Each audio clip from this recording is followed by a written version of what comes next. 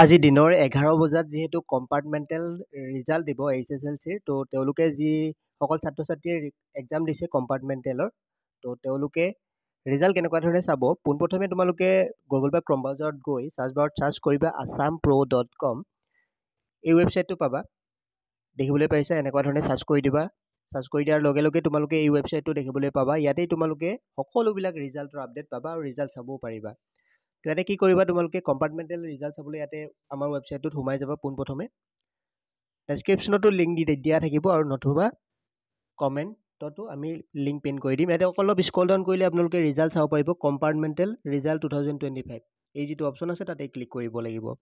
সেই অপশ্যনত ক্লিক কৰাৰ লগে লগে আপোনালোকে সকলোবিলাক আপডেট ইয়াতে পাই যাব। এই ৱেবছাইটটোতে ৰিজাল্টৰ আপডেট আজি 11 বজাত আপোনালোকৰ 11 বজাতেই যি ৰিজাল্ট ঘোষণা কৰিব সকলোবিলাক আপডেট ইয়াতেই দেখিবলৈ পাব। ইয়াত কি কৰিব, আপোনালোকে ৰিজাল্ট চাবলৈ স্ক্ৰল ডাউন কৰিব লাগিব।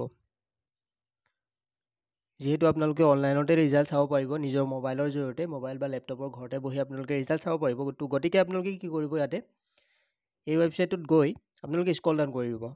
স্ক্ৰল ডাউন কৰি যাব। আপোনালোকে ইয়াতে স্ক্ৰল ডাউন কৰি গ'লে ইয়াতে হাউ টু চেক ৰিজাল্ট দেখিবলৈ পাব আৰু লগতে ইয়াতে আপোনালোকে দুখন টেবুল দেখিবলৈ পাইছে। তললৈ গৈ important result check link section, ইয়াতে result check link 1, result check link 2 বুলি দেখিবলৈ পাব।